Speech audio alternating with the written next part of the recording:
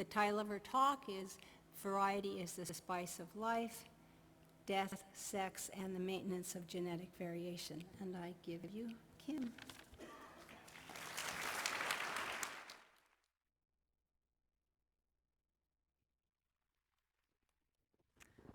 I believe I have to switch over.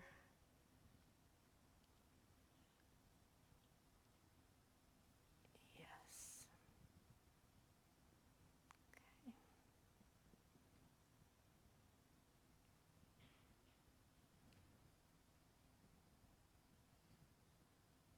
Okay. Well, thank you, Daphne. That was amazing. I think I maybe just shouldn't say anything, and we can just leave it at that, because that would be fine with me. But so, of course, it's an honor to be here, and I'll just get started, I think. Let's see. Turn that on. So, as evolutionary biologists, most of us here are interested in the diversity and the diversification of life. And one of my particular interests over many years has been in the genetic diversity that persists within populations of organisms. This segregating variation is the raw material for evolution, as you all know.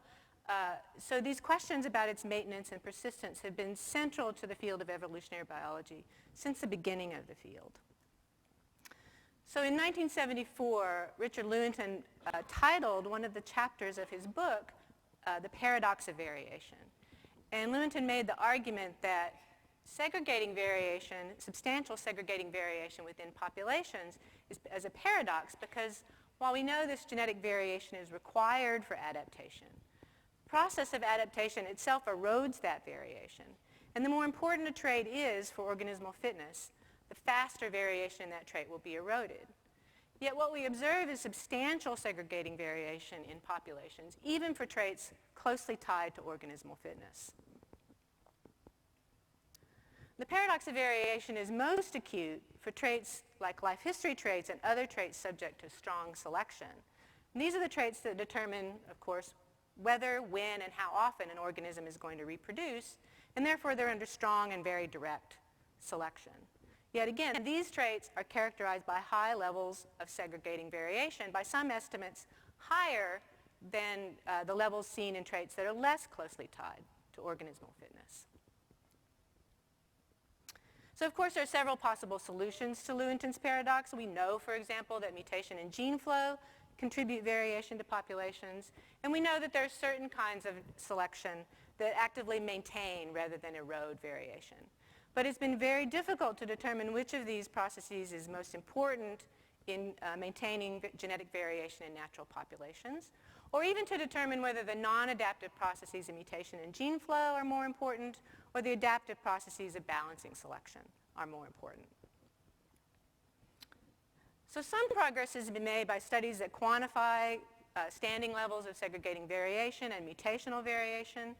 So for example, by synthesizing quantitative genetic data from natural populations of Drosophila, one conclusion that's been reached by Brian Charlesworth and others is that the mutation rate for life history traits is relatively high. So mutation alone can account for some of the standing variation that we observe. But the mutation rate for life history traits isn't high enough to account for all or even most of the segregating variation that we observe, suggesting that balancing selection or spatially varying selection in gene flow is responsible for the remainder. Well, that's a somewhat satisfying answer because it suggests that both adaptive and non-adaptive processes are important for important to ecologically important variation. And it's also important when we think about questions that depend on assumptions about the maintenance of variation, like the ones I listed here. It's important to keep in mind that both adaptive and non-adaptive processes can be relevant to these questions. However, this answer is profoundly unsatisfying at another level because it doesn't really tell us which of these processes I outlined is most important, especially in organisms that differ substantially in ecology or population size from Drosophila. And it doesn't answer why some traits tend to be particularly variable. For example, why do sexually selected traits tend to be particularly genetically variable within populations? So today I'm going to talk about two more specific questions that my laboratory has worked on over the years and on which we thought we could make some progress. The first is, does non-adaptive variation predominate when we most expect it to? And the second is, when adaptive variation does predominate, what kind of selection is responsible? Oh, I forgot. There is going to be a quiz today. And so take out your pencils. Don't look things up on the internet. The first question will be easy because I haven't said very much, right? And write it down because I'll give you the answers at the end. And there's a prize. So, okay, is everybody ready? Ready? Okay. How many grand offspring did that grumpy fruit fly have? She couldn't wait for her, or he couldn't wait for his grand offspring. How many did he have? Okay, write your answer down. There'll be a few more, and I'll give you the answers at the end. Okay, so back to that question. Does non-adaptive variation predominate when we most expect it to? Well, we might expect non-adaptive variation to predominate in a non-adaptive trait. And a good candidate for a non-adaptive trait is organismal senescence, or aging. Senescence can be defined as an age-related decline in organismal function, leading to decreasing reproduction, to increasing mortality, or both. And so at face value, this seems like an inherently non-adaptive trait because an individual who did not senesce or senesced more slowly than a conspecific should have higher fitness.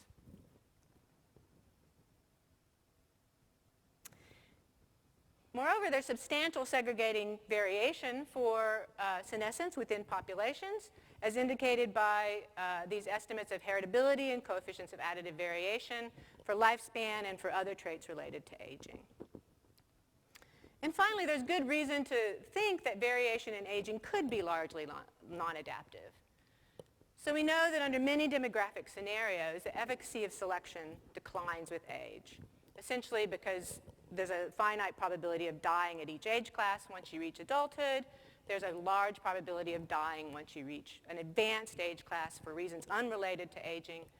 And so the strength of selection on adult age tends to decline with age. So what this means is that phenotypes expressed in young individuals are subject to very strong selection, while the same phenotype but expressed in an old individual can be subject to very weak natural selection. And what this means is that purely deleterious alleles with the late age of onset of those deleterious effects can accumulate in populations under mutation selection drift balance. And the later the age of onset of those effects, the higher the equilibrium frequency of those alleles will be. So the later the age of onset, the more deleterious alleles should be segregating that affect phenotypes expressed at that age. So a prediction one can make under this model is that genetic variation should increase with age. Simple prediction.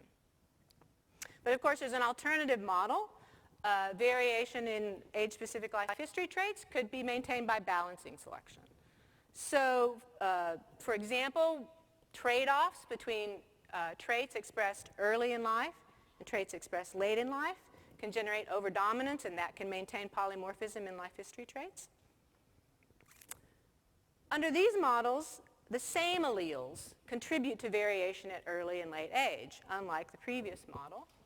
So under this model, in general at least, we don't predict that genetic variation should increase at late ages. And so in a series of studies, my lab has found that, in fact, genetic variation in life history traits does tend to increase with age. An example here shows several genetic variance components for age-specific reproductive success in Drosophila melanogaster. And for each variance component, the amount of genetic variance increases substantially and significantly with age. And this turns out to be a replicable result because since we first reported that pattern, many other labs have found similar patterns in Drosophila and other organisms, although it has not been a universal result. There are some a handful of papers that have looked for this effect and not found it. More recently, different kinds of data have been brought to bear on the question. So, for example, we found that there were more transcripts with genetic variation associated with immunity at late ages in old flies than in young flies. And also, there's very little overlap in the transcripts that varied at each age. Jeff Leib's lab also reported the substantial increase with age in the number of genes and the number of SNPs associated with age-specific fecundity in fruit flies, again suggesting increasing genetic variation with age in these populations of flies. So does this preponderance of evidence for an increase with age in the genetic variation of age-specific traits and of SNP associations of those traits provide compelling support for the non-adaptive model? Well, not necessarily. If we do a little thought experiment here for a second, by definition, senescent individuals are frail, whatever the underlying cause of senescence might be. And one consequence of that frailty might be that old individuals are more sensitive to the effects of segregating alleles.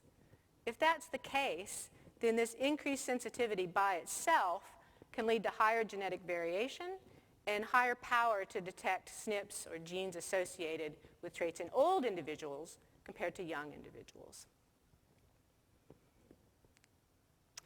So although the quantitative genetic and genomic data are consistent with a non-adaptive model for genetic variation in aging, I don't think at this point a purely adaptive model can be rejected.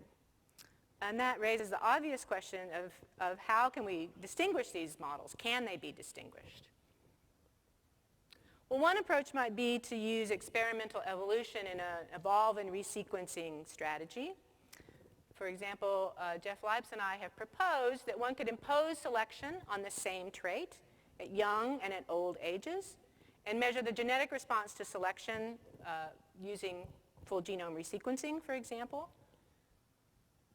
The non-adaptive model would predict that different variants should respond to selection at different ages under this, in this kind of experiment, whereas the adaptive model would predict that the same variant should respond, possibly in opposite directions if trade-offs across ages are involved. So this is the next experiment we're planning on doing, so I hope to be able to provide you with some actual data and some answers sometime soon, so stay tuned. In the meantime, we'll move on to the general knowledge part of the quiz. So if you didn't get the answer to the first question right, you can make up some points here, because this doesn't really depend on what I just said. So everybody ready? Yeah, sort of? Okay. What famous playwright said, "Age is a high price to pay for maturity"? This is one of my favorite quotes because not only is it sort of a perfect encapsulation of life history theory, is also a statement, a sentiment with which anybody in the audience over the age of 40 will be quite sympathetic. So who said that? Question number 2. Get 2 questions this time. Which of these famous biologists had the longest lifespan? Which of them delayed senescence longer than anybody else? Okay. Get another chance to look at these questions right at the end. All right. So for the remainder of the talk, I want to describe a case in which we are pretty confident that variation is maintained adaptively. And I want to discuss whether in this case we can identify the selective processes that are responsible for maintaining that variation. So I like to show this image because it illustrates the range of genetically determined color patterns in a local population of guppies, Pasilia reticulata, flies, fish, who cares? As Brian Charlesworth once told me, they're all just bags of genes. But I love these little guys. They're not just bags of genes. Okay, so this slide illustrates the range of genetically determined color patterns in a single local population of Trinidad guppies, a single pool in Trinidad you could collect all these different color patterns from.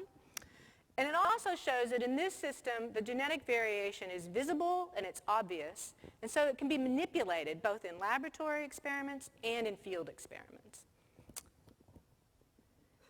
In this species, the color polymorphism is male limited. It's highly heritable, highly variable within populations, and classic studies by John Endler and Ann Hood and others have shown that it's under very strong natural and sexual selection. And some early studies that we did in my lab showed that there's really too much genetic variation in this system to be compatible with a standard mutation selection balance model. And despite guppies being heavily studied by evolutionary biologists, when I first started thinking about this question, causes were little understood and actually little discussed. But at that time, I did know a couple of things. I knew that only one hypothesis for this polymorphism had ever been proposed. Jim Farr proposed that negative frequency-dependent selection was responsible for this polymorphism, and specifically that males with rare or novel color patterns have a reproductive advantage. And his experiments actually provided experimental support for that hypothesis. But just a few years later, a couple of critical reviews of the so-called rare male effect were published. And these reviews concentrated mainly on studies that claiming to have found that effect in Drosophila. And the studies were quite influential, and they led to this hypothesis being generally abandoned. And it really doesn't appear at all in the literature for the subsequent decade. So it seemed like the first thing we had to do was ask the question, does the rare male effect disappear when the critiques that were leveled at those earlier experiments were addressed in an experiment that we designed? And I fully expected that this rare male effect would disappear once those critiques, experimental biases, and so forth were addressed. However, what we saw was a large and highly significant reproductive advantage to males with rare or novel color patterns, when the only difference between groups was female experience of those patterns. And since then, we've observed similar patterns using different kinds of experimental designs. So, for example, behavioral experiments have shown that there's a strong female preference for unique versus redundant color patterns within a group. And they've shown that females even have a preference for males with a color pattern dissimilar to the pattern of the previous male to court her. This also turns out to be a robust result because it's now been replicated by several other research groups using different experimental designs and different source populations. So we think that these consistent results indicate that there's an inherent advantage to rare variants in this system, at least in laboratory studies. These have all been laboratory studies, but of course what we really want to know is whether the same thing happens in nature. And here's where the guppy system has real advantages. Because guppies are so amenable to field experiments, we could manipulate the frequency of naturally occurring male color patterns to determine if locally rare patterns have a reproductive advantage in nature, and we could do it at a fairly high level of replication. And we also made a special pilgrimage to make sure that we would discover the universal truth in this experiment. You might recognize a few of the people in that slide, although we were all a bit younger then. Well, this pilgrimage seemed to work because what we found was that in each of 3 independent populations, irrespective of which particular pattern was rare in any given replicate, the pattern that was rare had a reproductive advantage over the pattern that was common across all replicates, both in the number of mates acquired by that male and in the number of offspring. And quite surprisingly to us, at least, we also found that the rare variants in these experiments had a survival advantage in these same populations. So the results from the field experiments also supported the hypothesis that negative frequency dependence maintains variation in this system. But of course, these results raise many other questions. So for example, why do females prefer rare or novel male color patterns? Kind of an odd mate choice. Why should they have such a mate choice, a mate preference? What causes the survival differences between rare and common variants? And are these 2 different types of frequency-dependent selection independent of one another, or are they somehow related? So in the last few years, we've been trying to answer these questions about underlying organismal and ecological processes that mediate selection in this system. And we made some progress. For example, we've found that predators are more successful at capturing male guppies if they have color patterns that are familiar to those predators, as opposed to color patterns that are unfamiliar. And this implicates predator behavior in mediating the survival advantage that we observed. However, we also found that male guppies with preferred versus unpreferred patterns behave differently. And that suggests that male-female interactions and resulting consequences for male behavior might also have an impact on the survival advantage to rare variants that we observed.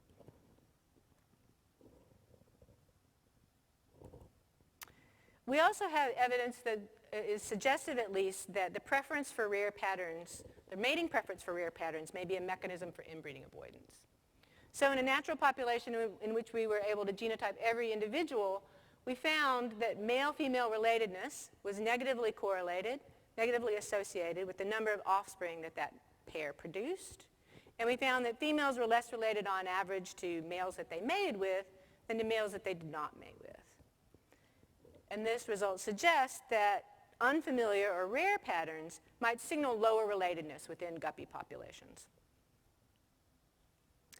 We also have suggestive evidence with just a few populations surveyed so far that female preference for rare male color patterns is stronger when neutral diversity within populations is low. And again, this implicates inbreeding avoidance as a potential reason for the evolution of this preference for rare male patterns. We've also tested one other hypothesis for the evolution of a mate preference for novelty, and that is that it's a kind of sensory bias. This might seem a little far-fetched, but we knew from an earlier collaborative research that we did with Helen Rod's lab that sensory bias might be important in this species.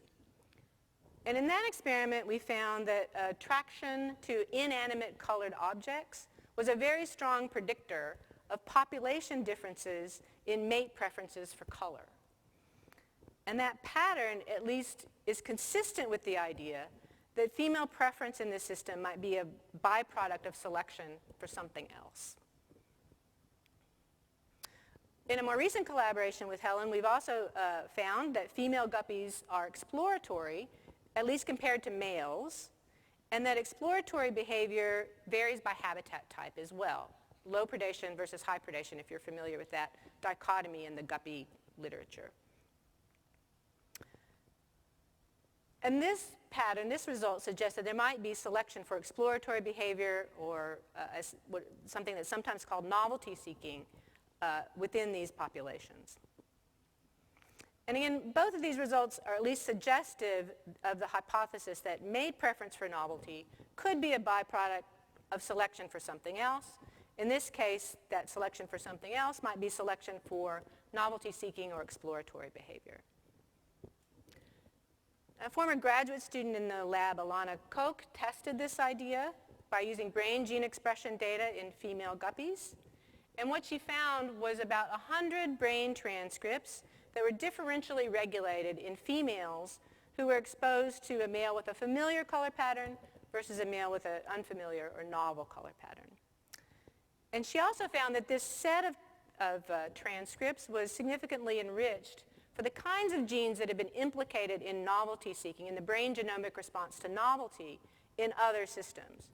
For example, in zebra finches that have been exposed to novel versus habituated song, or in honeybees that preferentially seek novel over familiar food sources. And this is the pattern one expects if female preference for novel male color patterns reflects a generalized novelty seeking. However, the behavior data in this experiment did not support this generalized novelty seeking hypothesis. While we found that females prefer novel male color patterns, we replicated that experiment. Using a very similar experimental paradigm, we found no evidence that guppies were attracted to novelty outside of a mating context. That is, they were not attracted to novel appearing inanimate objects or novel colored food of various kinds. So while the genomic data in this experiment supports the hypothesis that preference for rare or novel color patterns might be a generalized form of novelty seeking, the behavior data don't support that interpretation. So to summarize our progress so far, our results support the to summarize our progress so far on this question, when adaptive variation predominates, what mediates selection? I think the data so far support the hypothesis that there's an inherent advantage to rare or novel variants, promotes genetic variation in a trait under strong selection. And while the ecological and organismal processes underlying mediating this selection aren't currently known with certainty, I think our data suggest that the survival advantage may be mediated by predator behavior. There may be an interaction between predator behavior and mating behavior that's also involved. And the reproductive advantage may be a form of inbreeding avoidance. And to return to the broader question of why are ecologically important traits highly genetically variable, I think we can say that adaptive variation does seem to predominate in some well-studied systems. And it's been difficult to prove an important role for non-adaptive variation, even when it's most expected in a non-adaptive trait. And new tools like high-throughput sequencing-based tools can provide new insight to these questions, I believe. I think those tools are going to be most powerful when they're combined with experimental studies, especially experiments done in nature when the system allows. We're on to the third part of the quiz now. So this one is based on the material just covered. So everybody ready? Okay. Who was counting on rare male advantage? And what is the best way to ensure the success of guppy field experiments? Okay, while you're thinking about that, I just want to thank all the people who contributed much of the work that I talked about today, especially my longtime collaborators in the guppy work, Ann Hood and Helen Rod. Going to return to the questions just to give you one last chance. No looking things up, no cheating.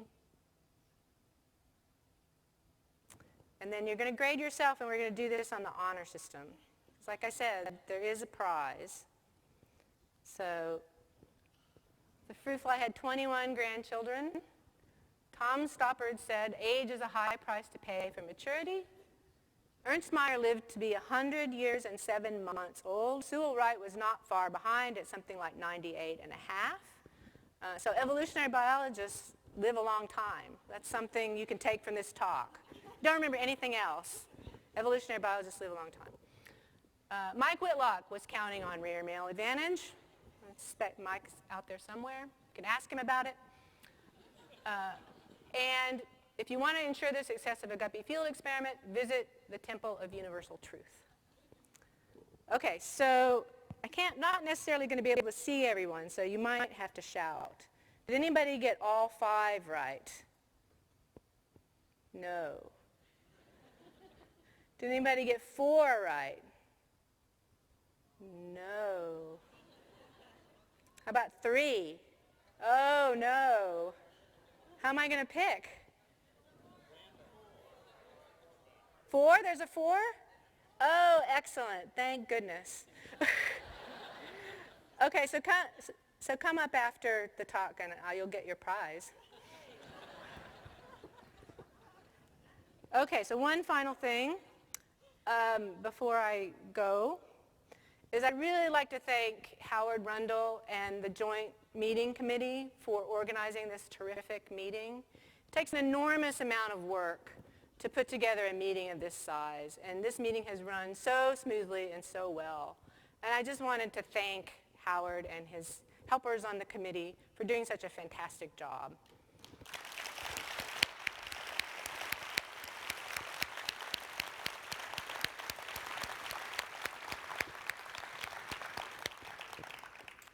Okay, I guess I can take questions if people have any. If I don't fall off the stage. Okay, Daphne? Is this on? I don't think this is on. Are these mics on? Thank you. So the rare male advantage, you've shown that absolutely in guppies, but it seems that the guppies in those streams are not subject to competition with other similar sized fish. So what do you think the impact of community structure would be on rare male advantage? I'm imagining that if you're competing with other fish of similar in a guild, that there's going to be much more selection for That's an an absolutely interesting question stable. because in one part of their range, they do overlap with a similar sized fish. Downstream, when the water starts to get a bit brackish, there's a very closely related species called Poecilia picta, and they overlap in Trinidad. And interestingly enough, a picta male looks very much like a guppy male, but picta males are monomorphic. In general, there are some populations of picta that are dimorphic. There are two morphs. But it's an interesting question. One would like to ask the question, are guppies less polymorphic in that system? We haven't asked that question yet, but that would be a really fun thing to ask you. When they're competing with picta, are they less polymorphic on average? It's a great question. I don't see anybody else out there. Okay. Hi, I'm curious about which came first for the guppies. Was it frequency-dependent selection that was mediated by predator evasion, and then that was reinforced by female selection because that gave the females a competitive advantage to get ahead? That's what we'd really like to know. So it's possible that there are these two completely independent kinds of negative frequency-dependent selection. That seems kind of unlikely, just at face value. But you could imagine it working either way. So my initial reaction when someone first suggested that the frequency-dependent mating advantage, the frequency-dependent survival advantage could lead to female preference. My first response was, well, wait a minute, that doesn't work because under frequency-dependent selection at equilibrium, all genotypes should have the same fitness. So there shouldn't be differential fitness among males under that scenario. Hanakoko did a model that showed that actually there could be some evolution of a mating preference under that where survival differences were driving it. So that's a possibility. My guess, which is just a guess, is that if there is an interaction, it may go the other way, in that females have such a strong preference for males with unfamiliar or rare patterns. If you're an unpreferred male, we know they do change their behavior, at least in the lab. They might change their behavior such that they're chasing females more, or they're making themselves more exposed to predators. That's a possibility. But there's also this strong signal that the predators themselves may have, a kind of frequency-dependent search image formation too. So Thank you. we really want to know that. Susan. Do you know anything about variation among females in the strength of the preference for novelty? No, we don't. And that that one graph I showed about population variation, that's the only data that exists as far as I know about variation among females. But you would like to know individual variation within. They're laborious experiments because they involve habituation and then a trial, and then if you wait for offspring genotyping. But that'd be a great thing to know. Yes? So you mentioned that the male guppies with rare phenotypes tend to behave differently. Well, they tend to behave differently in the context of a mating trial, yeah. Okay. Is there any indication how they know that their own color is rare?